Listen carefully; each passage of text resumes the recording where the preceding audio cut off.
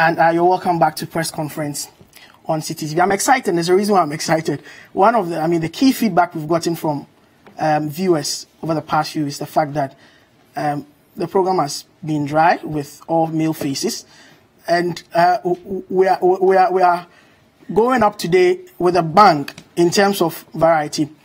Today I have two ladies practicing media women on the show and a gentleman. So to my immediate left is Annie Opoku. Annie Opoku is the host of the first show on GNTV. You're welcome, Annie. Thank you. Good to have you. Thank you. Next to her is Jifa Ekwia Ametam, our own Jifa Ekwia Ametam, host of Breakfast Daily on CTV. You're welcome. Good evening, Jim. And next to Jifa is an old face on this show. It's been a couple of times. Larry Alansdogbe is the managing editor of the Herald newspaper. You're welcome, Larry. Thank you, Jim. So these are the gentlemen and ladies. Gentlemen and ladies. You include just a gentleman. I'm a gentleman. And ladies who will be helping us in the discussion tonight on the program. But we first begin with the president's admission that the economy, times are hard. Economy, things are difficult in the economy. But we'll anchor all of that discussion and then the issues that have come up. The IMF's assessment of the country saying that the economy is generally, good looking, but there are issues with the revenue shortfall that must be shored up. We'll anchor all of that discussion with the speech that the president made at the United Nations. So let's take a look at that and we'll be back to start the discussion. We must address our infrastructural deficit. The traditional methods of tackling this problem will not provide the answer. We're looking for new ways to resolve it. Ghana, like many countries in Africa, is forging relations with China to make arrangements to help address part of our infrastructure deficit. This is not a uniquely Ghanaian or African phenomenon. It has not been lost on us that the developed, rich, and well-established countries have been paying regular visits to China and seeking to open new economic ties and improve upon existing ones. It is also not lost on us that a lot of anxiety is being expressed about the possibility of a recolonization of the African continent by a new power. We should indeed learn from history. It was at the turn of the 20th century that China's first railways were built by Western companies, financed by Western loans to a nearly bankrupt Qing dynasty. And it was under those circumstances that a strategic port called Hong Kong was leased for 99 years.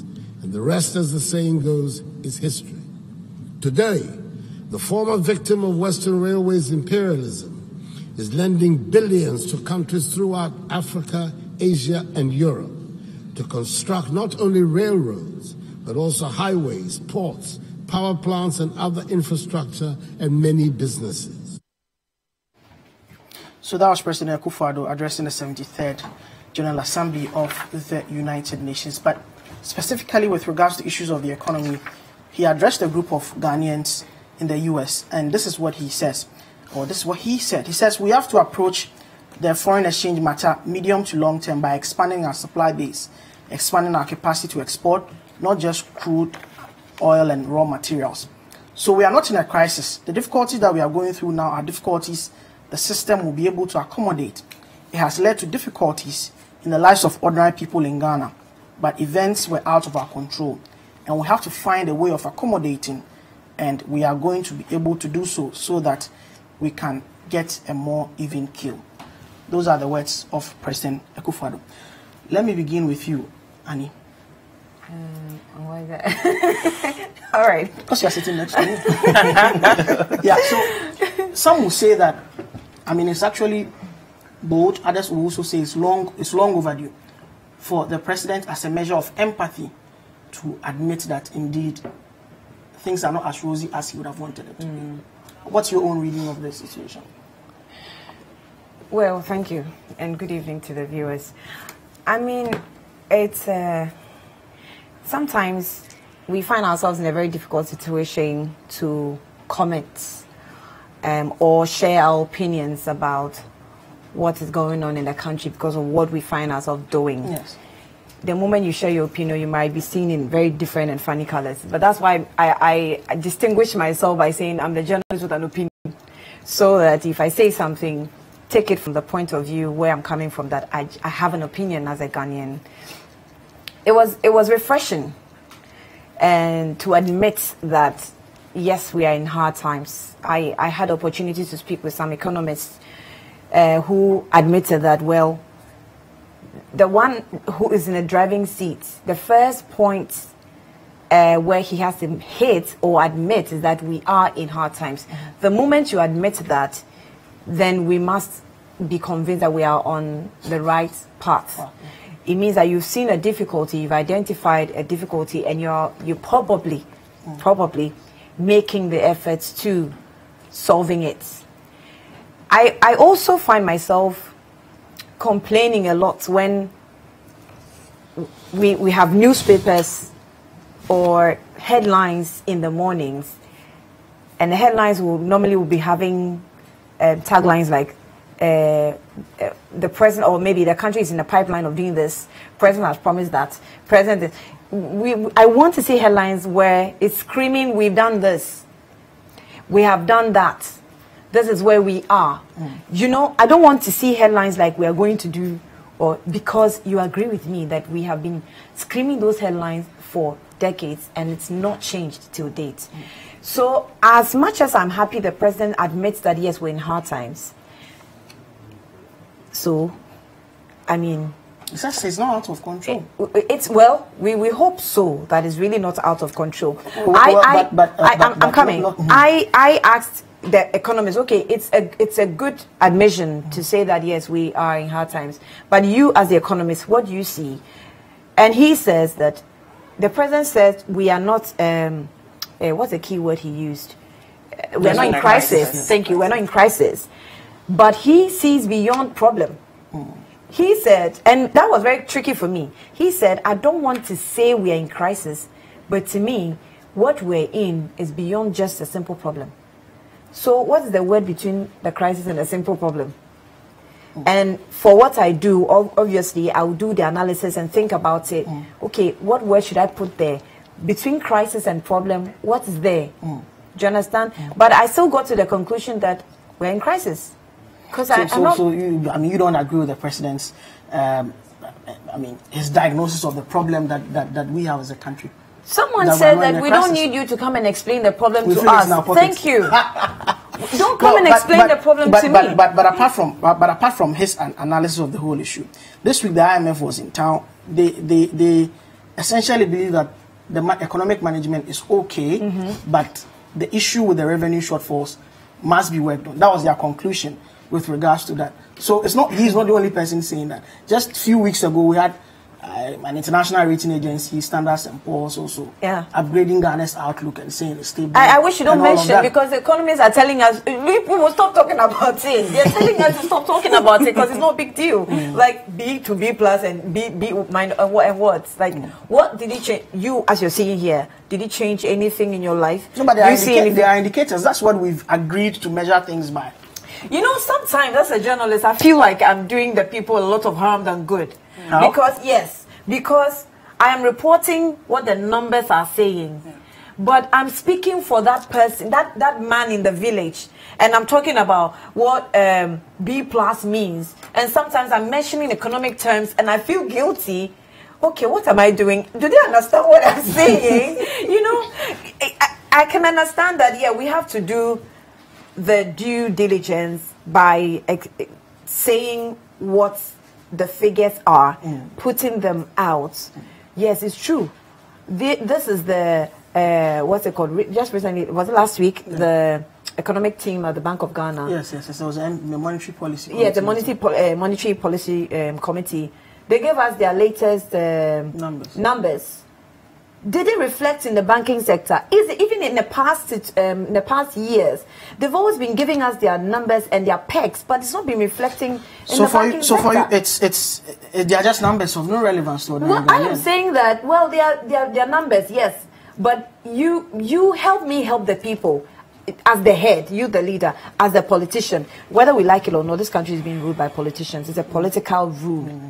So I need the politician to help me help the village person, the ordinary person. Look, the president said something at the UN. He said that we do not think that our nation needs to remain poor or become poor for others to become prosperous.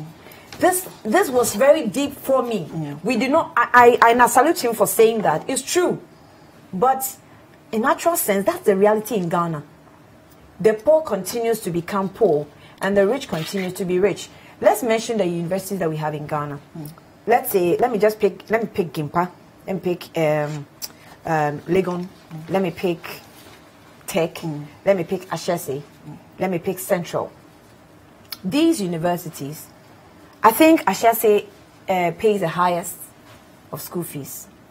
We're doing some analysis this afternoon, and obviously it came to light that some of these children, they belong to the rich. Ashesi, actually, if you look at their school fees, it's very, very expensive. I don't want to put it out, but it's high. But if you look at also the products they are churning out for the market, how does it look like? So they produce entrepreneurs. They produce good entrepreneurs. So they come out and they are skillful. They can produce something. But I'm telling you, in 20 years to come, if the system all things being equal, if it continues like this, Ashesi students will employ you. Well, but that's the essence of the kind of education they are offering. But the bottom line is, the poor person does not have the money to go to take the child to Ashesi, but they might even have a similar capability. And I'm telling you, the president said we shouldn't let the poor continue. So in essence, you are saying that a lot is not being done to create opportunities for everybody. Yeah. Look, when you have skills in Ghana. And I dare say, when you have skills in Ghana, you don't grow. This country is so sad, but it's true. This country doesn't support its own. We don't grow. I heard Riala on BBC, and I know, I'm a bit close to her, so I can tell. I know that she is moving forward because she has a special assistant who is even not Ghanaian. Yeah. So back to the issue of the economy. For us not to derail. But the essence of it is that where I'm going to are the end results of all these economic things that we're taking. You understand? Okay. They are the end results. Dr. Baumia has been talking, and whether you want to ignore, you don't want to ignore. If you hear the politicians, they play political games and they tell you, the president says that the country is not, economically we are in hard times. But if you listen to Baumia, it's a different communication Baumia is also giving. That's true. Baumia is making it look like, we'll be fine. He's giving you hopes, And the president is also saying something else. If you are a journalist, really, how do you put it out? Okay, let me move to. I'm being a typical journalist. I'm posing a lot of questions, and if they are watching, I just hope that they will pick those questions and work around it, because we need answers to some of the ambiguities. I don't think you are being a typical journalist. You are being a critical journalist. Okay, thank you. Well, thank you. That's an upgrade. Thank you. Okay, so first of all, good evening to your viewers. It's my first time on this side of the conversation. It's my first time. I should start by pointing out the progress that we've made, right? So as a country, we have free SHS. For two streams. The prices of electricity, some people will say it has improved since MPP came to power, and some entrepreneurs have gotten some tax breaks, right, since they came into power. But again, as the previous speaker said, I did not want to hear my president say we are going to be able to, right? Because as a leader, I want you to show me what's ahead. People are already panicking. When you speak to people on the streets, they'll tell you prices of gari, they've increased, tomatoes, onions, everything is expensive. People are panicking. So what I wanted to hear is, okay, when you came to power, one of the things you said in your manifesto was that we're going to change this economy from taxation to production. Right? And when you read the IMF report, it says it in there that we need to generate revenue internally. And they also talked about it, they talked a bit about communication. Right? So as a president, I would want you to tell me that fuel prices have gone up, but this is what we're going to do to make it better. Right? The A, B, C, D, first of all, are the reasons why we're experiencing this hardship. But with 1D, 1F, with NEIP, with all these initiatives we have in place, this is how we're going to get to the light at the end of the tunnel, so that I know that at least in the interim, we have to endure some level of hardship to get to where we need to be. But if you're not doing any of this, or you're not communicating it to me, then I'm worried. Right, so I don't think it's enough for the president to say that. And this is a country where currently importers are complaining.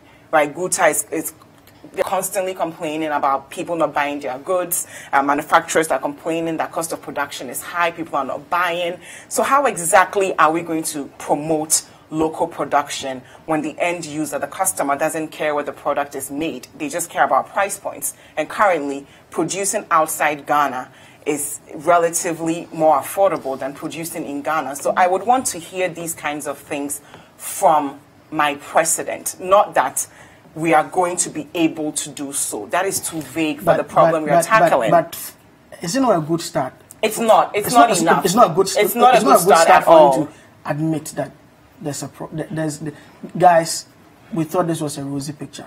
This is the picture. Just like you are seeing on the street as an ordinary person. I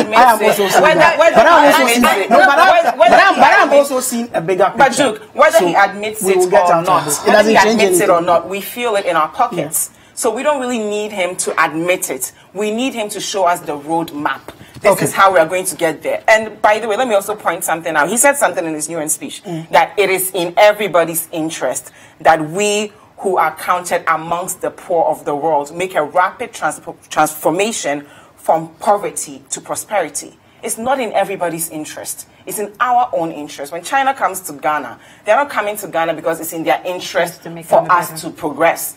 It's because they are looking for a market to expand to. Chinese entrepreneurs, Chinese businesses have succeeded where they are. And they are trying to expand. The same thing. So it's not in their interest, because the president is saying China empathizes with us because they've been in our shoes before. That's not the case.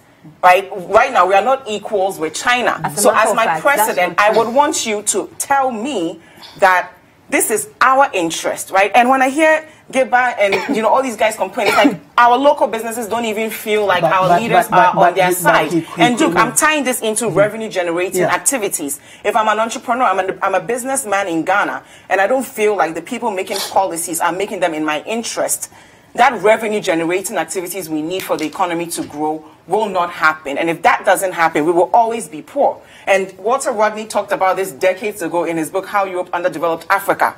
Right? If we're not careful, it will be how China underdeveloped Africa, because they are not here for their interest. So you're also part of those with the xenophobia, No. I love Chinese. I mean, there's nothing wrong. I love everyone. Don't do that. I love Chinese. I love the West. Nothing wrong with that. But I love myself more. Of course, there's absolutely nothing with me loving myself. You don't go to a negotiation table from a position of weakness. So on that point, I agree with you. If you don't have internally generated revenue, you're going to go to the negotiating table without that power that the person has. But that's exactly where we are now, because even before we put it together, the 2019 budget, about over 90% of, you should say over 50% is going into, what do you call it? Settling our debts. Compensation for the public sector. So there's very little space, fiscal space as the economists call it, for government to invest in infrastructure. So you need to look elsewhere for money. That's not okay. When I read the kind of things Akufo-Addo tells us, and I read the kind of things Nkrumah wrote, I don't see any difference. And I was not even born. I wasn't even conceived back then, right? So I want to see a roadmap shift that Jifa. Let me not theorize. Let's not be philosophers. Let's not be motivational speakers. I don't want to feel good. When I read Nkrumah's books, I feel good. But right now, living in it, I don't feel good when I read that we are going to be able to. It's too vague. And these are lives. These are people in Ghana who are suffering, and they can endure it, right? I think Ghanaians can empathize. Let me share this one last thing by Professor Jampo. He says, times are hard. Stop the comparisons and fix it, right? So you tell the Ghanaians, this is what we're going to do. Let us know, include us, so that we understand that, okay, this is the reason we're not producing. So maybe me as a citizen, perhaps I should grow a taste for locally made goods. And if I'm paying a CD extra for something manufactured here, I should understand that I'm contributing to the revenue generating activities that will help the economy grow, so that we can all be active participants of our development. It's not, the government cannot do it on their own. But if you don't invite us to the table and hold us accountable for it, we are all going to be passive participants and expect you to bring heaven on earth because you promised a lot. Right? So this is the time to say, guys, it's not as easy as I thought it would be. Here's what I can do as a leader. When I go to the negotiation table, I'm going to make sure that as Chinese government is serving the Chinese business interest, me as a Ghanaian leader, I'm looking out for your interest, but I also need you to bring your A game so that we can take this country from where it is now to where it needs to be, so that when we are engaging China, we are not engaging them as a market their businesses are looking to expand to. We're engaging them as equal partners. And Nkrumah said this back then, that any relationship between an underdeveloped country and a fully developed country will retard the development of the underdeveloped country for the development of the developed country. I like that. Back then, he didn't have China in mind, right? So we need to start getting to that level where we say, we will be there. We will engage that way. And it starts from taking our local businesses seriously, supporting them, not saying they are making noises, and helping create the revenue that we need internally for the economy to grow. So we need to move from the pros to action. Bottom line. Let me move to Larry. Yeah. Is the admission not commendable? I think it is. But he didn't have a choice. He didn't have a choice at all. You know what? Yes. The president did it. I've been in journalism for, let's say, since 2012. No, 2003, when I left journalism school, JIJ. And so I have practiced for quite some time now. I have never come across such level of, despondency before. Abject suffering, where people are complaining day and night. You go to the fuel pump and, the prices keep changing just like that. And, they are not courteous enough to even inform you.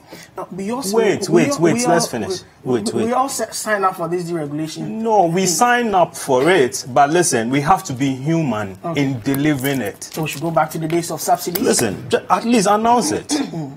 Throw it in there, weigh people's moods and so on, okay? I mean, do you remember, maybe this is not the song that you should be playing. You should be playing Sekan Woho. That I have worked in Bank of Ghana before, and I know there's money there. You should be playing We Have the Men. We have the men, and listen, look at them, look at the men behind me here, and compare them to what the NDC is offering. And you will notice that, listen, we are competent enough to change the destiny of this country. Those are the sounds you should be playing. Okay? Well, we set it into perspective.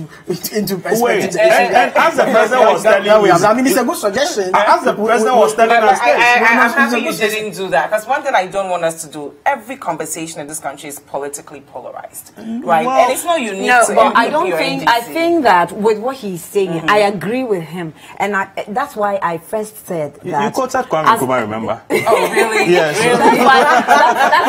That's why I first said that. I'm sorry, but that's why I first said that. As a journalist, sometimes I feel guilty. Look, all three of us agree that the rhetoric is enough. Exactly. Of course. And if we sit on air and we keep telling people some practical things. Exactly. This is what the president is going to explode very soon. I'm not being an alarmist.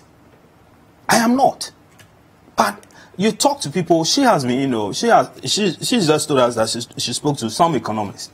But listen, you talk to political watchers, people who have been in the system for a very long time. you talk to, trade unionists and many others, they tell you that, listen, things, I mean, they have not seen this level of, despondency before, where people are complaining morning, afternoon, evening. Just go to Facebook if you think I'm lying. Compared to even the even Shatawali. No, I don't think people are complaining. Even Shatawali. I actually don't agree with you. The Doomsday era was terrible. But we are not here to compare records. Yes. We've given if we don't compare records, we are giving our mandate to a group of people to guide this country for the next 4 years. Yeah. If it's not going well, that's how come we're having these discussions Jude, and hold them to account. While the president was saying that, listen, we are not in crisis, which I think we are in crisis. Obviously, the vice president was saying that everything is fine, and that even it would have been worse if NDC was the one managing the economy. You agree with me now on the Jude, would you allow me to finish? You allow the ladies to talk. You're making very extreme statements. He's not going down gender, so please allow. Let's be fair. Okay, on the second day, he said that he knows that GDP does not mean anything to people in his village. Who said that? Bamia. He said that. Okay. So, what do you mean on the second day? I mean, last week there was a policy fair in Tamale. Okay. Yeah. He spoke on the first and the second. Okay. So the second day, that's what I mean. So, yes, obviously you disagree with the fact that we are not in a crisis. I disagree with what? You disagree with the fact that we are not in a crisis. Who disagrees? Me? Yes, per the point that you are making. Listen, I think we are in a crisis. I think that there's so much miscommunication going on. Okay. The president says, times are hard. The vice president says, listen, I mean, times are not hard. Then you have party communicators saying that, listen, everything is rosy and that we have employed this number of people. And when you ask for the jobs, they tell you that, oh, have you considered NAPCO? Have you considered which other one? Planting for food and jobs. And, behind the scene, they walk to your office or they pick phones and call you and tell you that, actually, things are very tough. And some of them even, these are not things that you want to put on there. But, the point is that, listen, things are getting tougher by the day. People can't buy fuel. And you know it. People can't buy food. You know it. People can't pay school fees. You know it. Oh, they have free SHS. How about the university? Okay. That's all the basic schools. All the basic schools. So I think we should commend them for starting. I don't think it's all bad because, I mean, during the Doomsday days, I almost forgot how terrible those days where. No, but you see, you are trying to defend the Doomsday situation, defend it with the Doomsday or compare. I think that during the Doomsday situation, we have brought it under control. Who put in the measures to bring it under control today? I get that. So do you understand? So right now you fortunately or unfortunately, the previous administration put in something and you are enjoying the glory. There's a consensus around the table. Yeah. That we agree with the president. We didn't agree before the show, though. But we agree with the president that times. I mean, my panelists agree on the fact that times are hard, and while others think that some of the steps are fruitful, others believe that it's better we agree. And there's another panelist who believes that there is abject crisis or abject despondency on the part of Ghanaians. But we will leave that and see. I mean, obviously, the government has a mandate of 4 years, but as we say, if the fruits of the morning become evident during the evening time. So let's put a hold on that topic now. Probably would have loved to go into that more. But let's move from the presidency to the vice presidency and put the Upper West flooding in perspective. When the vice president decided to go and help, it has emerged that the relief items that were donated were actually some of them were expired products. Let's watch this video. Vice President Dr. Mahamudu Bawumia last Saturday led a government delegation to donate relief items such as maize, rice, cooking oil, mattresses and other household materials to distressed communities that were hard hit by a week-long downpour in the 3 regions of the north. The Vice President also used the occasion to commiserate with families that lost their relatives during the disaster. But barely 3 days after the gesture, it has emerged that some of the food items supplied by the Vice President have expired, resulting in some beneficiaries becoming ill after consuming the affected consignments. The opposition National Democratic Congress, NDC, first brought the issue to public attention at a press conference held in Wa today. Ordinarily, we all thought the Vice President was in town to exemplify the age-old Ghanaian moral etiquette of being each other's keepers and offering solace for those who unfortunately are hit by distasteful circumstances such as the flooding that occurred in the suburbs of our region. Little did we expect that our Vice President would exploit our vulnerability and use our times of grief to further his political aims and caprices. Ladies and gentlemen, we had a shock of our lives when some of our kinsmen who had received disaster relief items, the items that were given, who had received disaster relief items, realized that the items that were given to them were expired and from all looks are unwholesome for human consumption. The regional branch of the National Disaster Management Organization has since confirmed to City News that it has received reports suggesting that some recipients became ill after consuming some of the food items. In a telephone interview with City News, the Upper West Regional NADMO chief, Isaac Seidu, says subsequent investigations by his outfit established that some of the food items which formed part of the supplies from the Vice President indeed expired. The exact number of people affected is not immediately known, but Prosper Poire believes that some actions must be taken to forestall future recurrence.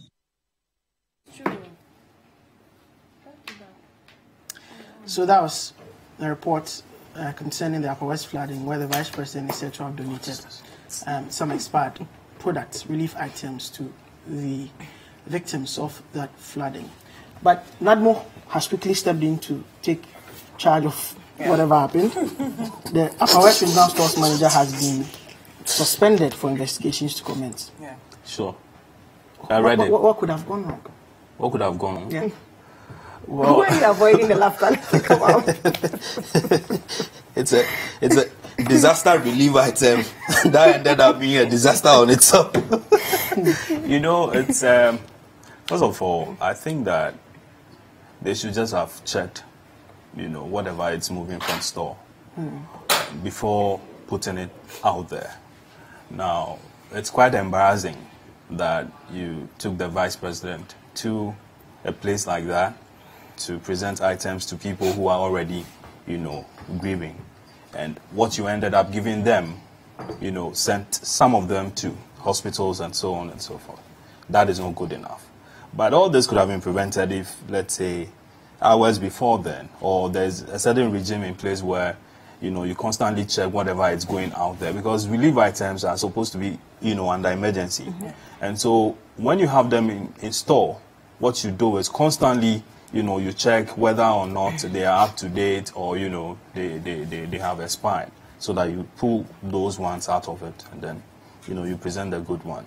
I think this would have come out very well, but for this particular, you know, incident. Now, normally what they should have done was to recall all the items, okay? Because this is just maybe an individual or two or three of them who, you know, ended up in hospital and then started checking and confirmed that indeed what they had consumed had expired. How about those who didn't check? Okay, how about those who are, you know, are afraid they had consumed it, they had issues, but then they are too, you know, they are afraid to come out and come and, you know, report the incident. So what you need to do is to recall all the items and then give them, you know, new ones if need be. And actually there's a need for them to have new ones, as it were, and even pay the hospital bills of those who are involved. But I don't think a thing like this had been done. Again, it's been consumed by the politics of the day, you know, the press conferences and, you know, social media, everything. And the Vice President had been, you know, really chopped into pieces. It's not good enough. I mean, but I can imagine. I mean, there are even people who are calling for his resignation. Oh, okay. Well, I think that's a bit far-fetched. I think that's far-fetched, really. That's far-fetched. Why do you think so? For him to resign? Why do you think it's far-fetched? Well, sometimes, you know... and we'll get to you. Well, I mean... Yes, I think it's far-fetched for us to call for his resignation.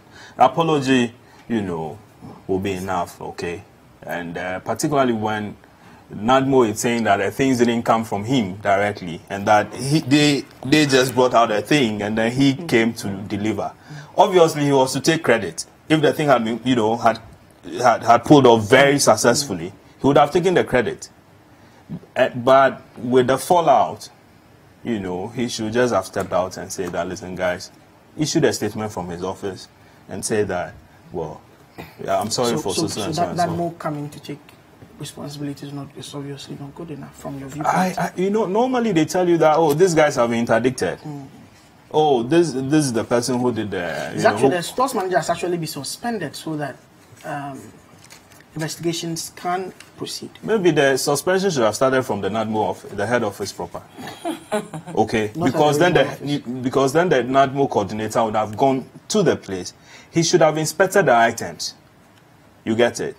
Before the vice president comes in to, you know, to present them to the victims of the disaster. Now, I mean, such a huge thing. The Bagri Dam had claimed how many lives? Oh, close to 20. Thank you. But that whole disaster had been overshadowed by, you know, expired products and so on. That is so embarrassing. Internationally, I mean, you hear people making comments and so on, and then friends of yours calling you from international media houses and say, why, your vice president went sharing expired goods to disaster victims and so on. It's like Haiti. What happened in Haiti? Imagine, you know, President Trump or maybe President Obama before then going to share, you know, expired products and so on. That is very embarrassing. And I think that, you know, the NADMO boss should have been fired. And then the deputy coordinator, who happens to be the vice president's brother-in-law, should have even have offered to resign. That's your view. Let me quickly come to you, Jeffrey. Duke, let me start off by saying there are a lot of things wrong with this, right? And my heart goes out to all the people who lost their lives and people who lost something in this terrible natural crisis. But let's put on record, though, nobody has lost his life from there. No, not the flood. I'm talking about the floods.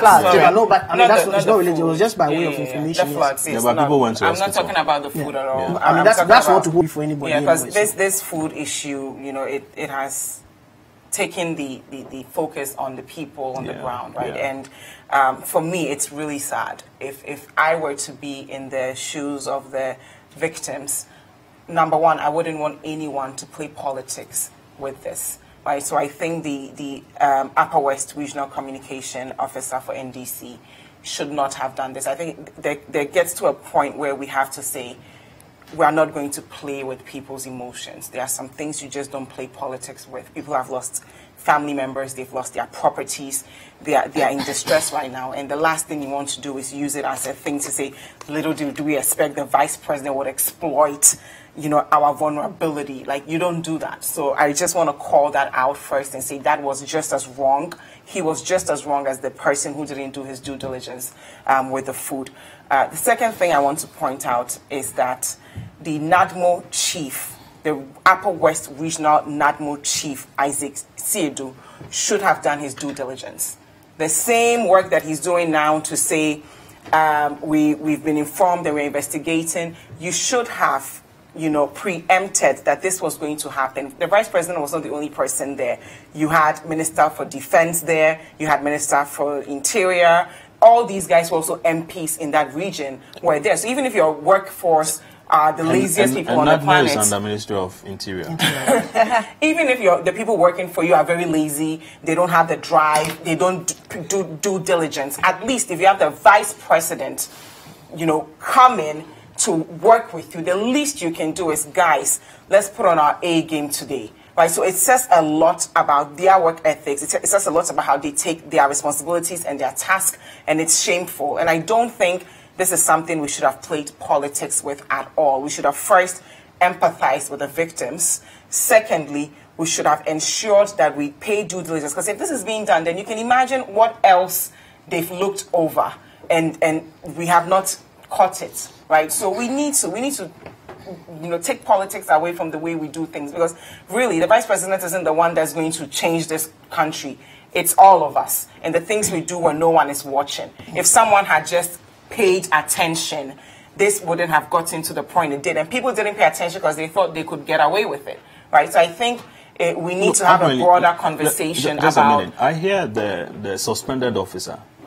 According to the NADMO press release, after they had, let's say, selected the items which were to go to the victims, 6 other boxes were brought in, and it was these 6 boxes that were expired. I mean, people are even bringing out issues of sabotage that this might. I mean, I spoke to a number of MPs in Parliament, and one of them, Yeleche, who is from that region, specifically said he felt the vice president was being sabotaged, especially when this was just a small consignment of expired products that were brought into store. Someone should have done their due diligence. If somebody had done their work, so this wouldn't have gotten where did the to 6 where boxes it come got from? to. From the stores, obviously. That's how come the regional stores manager has been suspended for them to look into. We are not done with this yet, but we'll take a break here and we'll come back to look at this and then the last topic for discussion on the show. This is press conference. Don't go away.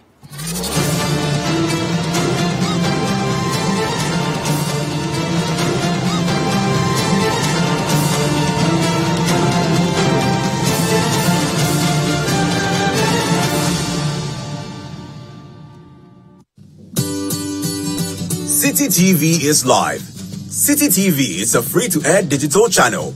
On a digital TV, please press menu on your remote control and run a new search on your TV. Take note that without an antenna, you cannot access City TV on your television. City TV can be accessed on a free-to-air digital box like GoTV and StarTimes box. Tune into City TV and experience your world. City TV, it's your world.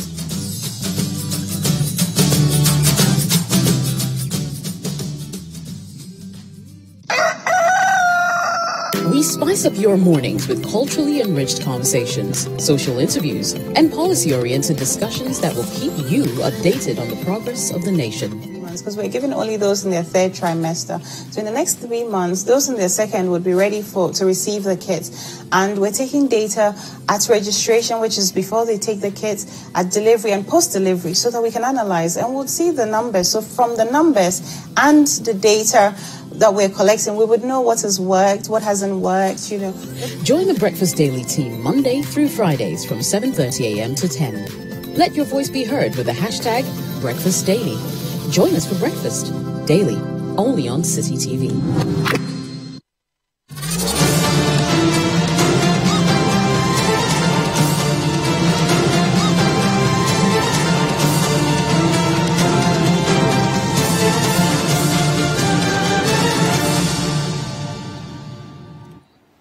Welcome back to press conference on City TV. Just before we went on that break, we were discussing the matters arising out of the donation of some relief items to the Upper West flood victims, which turned out that some of them were expired products donated by the Vice President.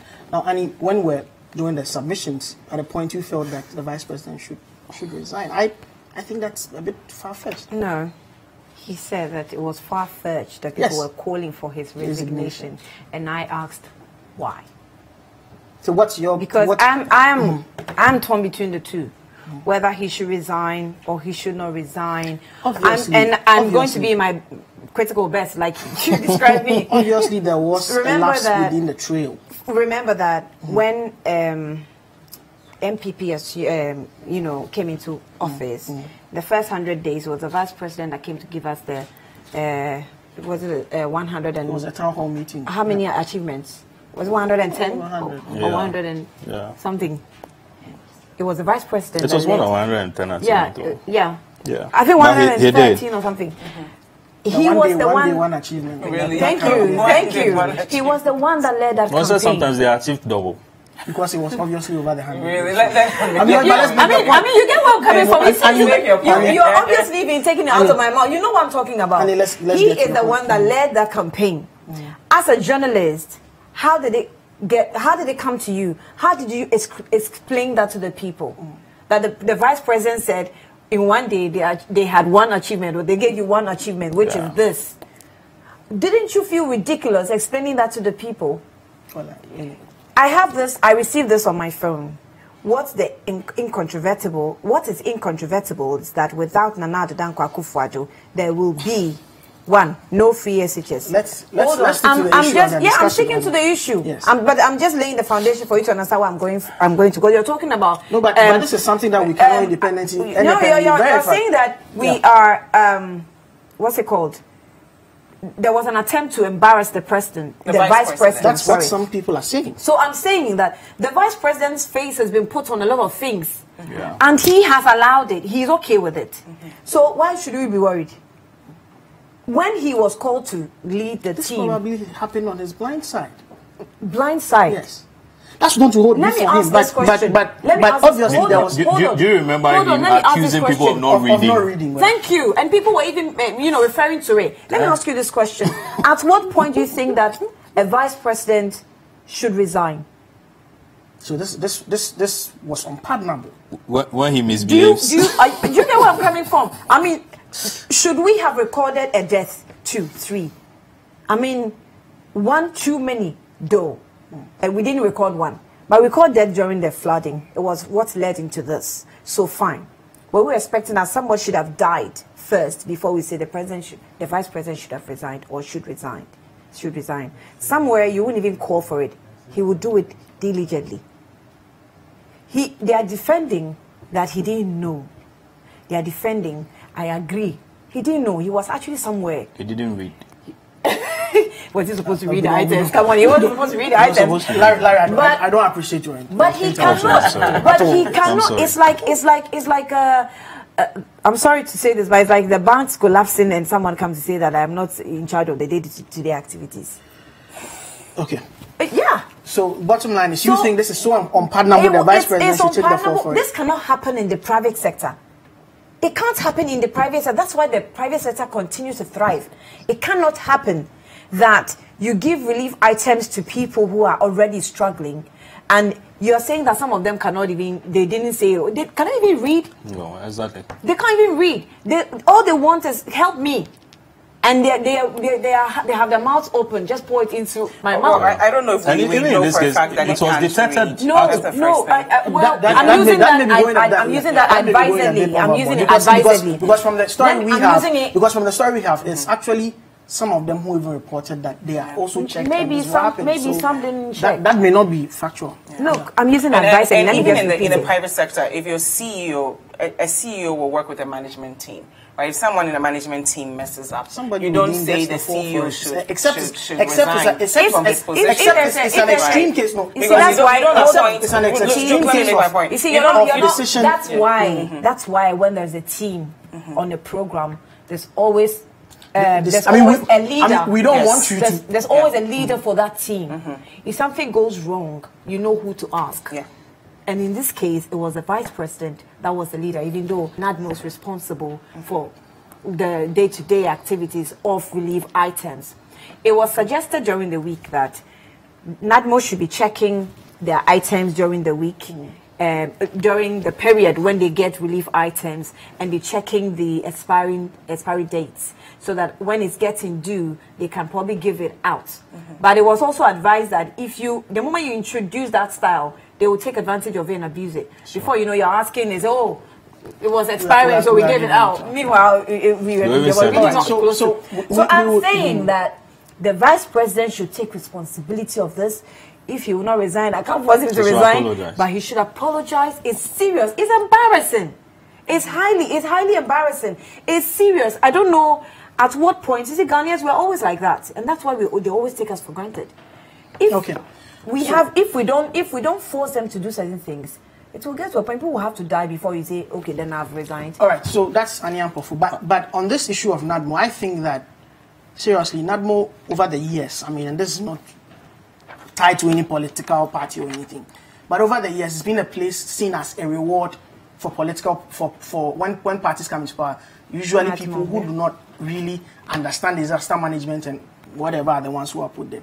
I think disaster management is a serious piece of institution when it comes to our national life, and we need to take it much more seriously.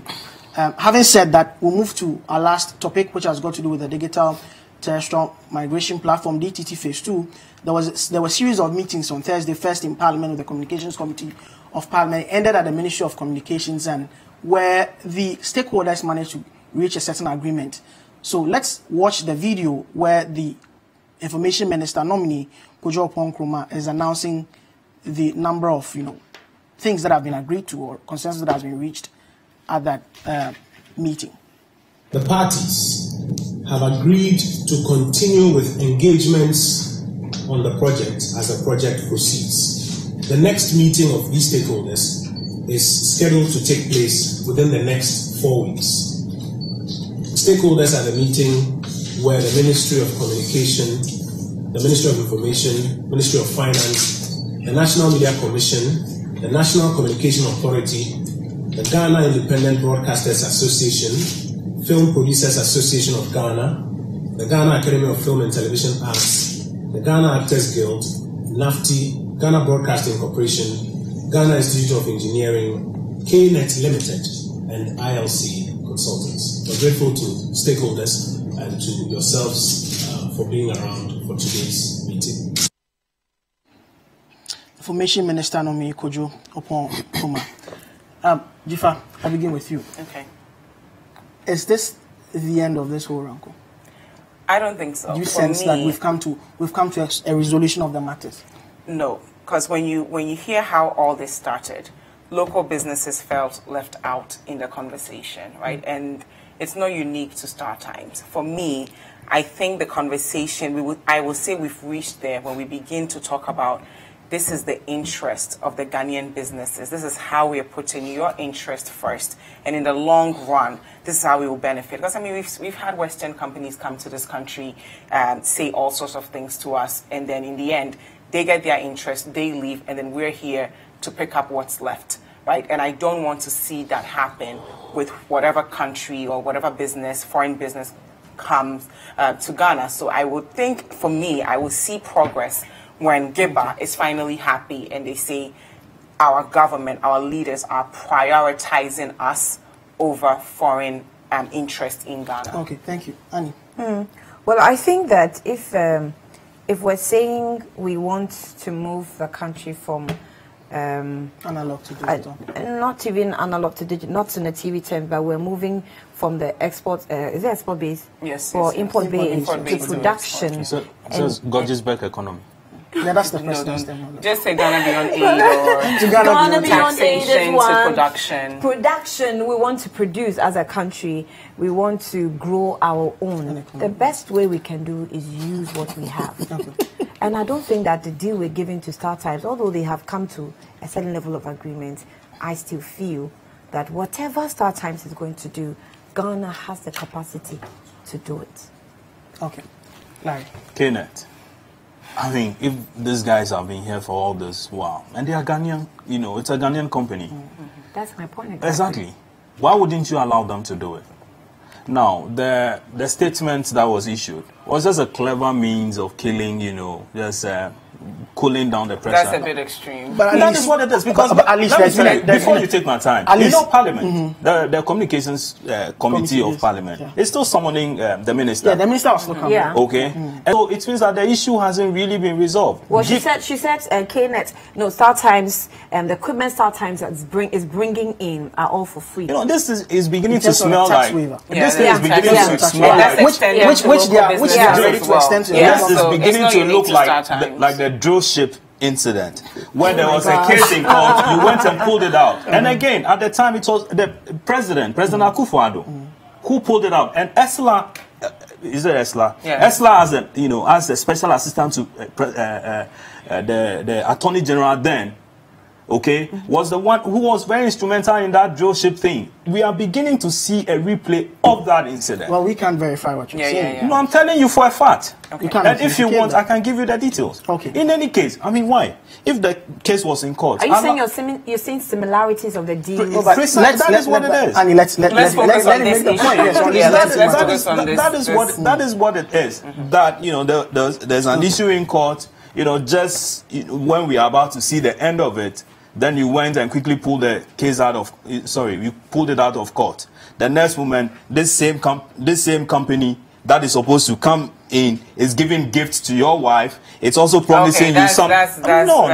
Wait. You see, some of these things, okay, let's not overlook them. But I also don't want us to politicize. No, but I'm not politicizing. Imagine this has happened in America or anywhere else. That's reality. We live in a political world. Gifts to the president's wife, dangling, loans in front of the president, and then a company that is already into production. You said that, listen, you are kicking them off. But listen. But we shouldn't talk about that. Right now, the consensus is that there's a central digital transmission company that's going to be in charge. There's no consensus. And at least no consensus. The statement which because if there was consensus, then Parliament would just have said, okay, listen. Because there's a need for federal engagement, and that one, nobody has questioned that. And Duke, let me just add one thing to it. We went from talking of what happened in the UN, the president talking about our relations with China. Let's not forget that we go to the same country for help.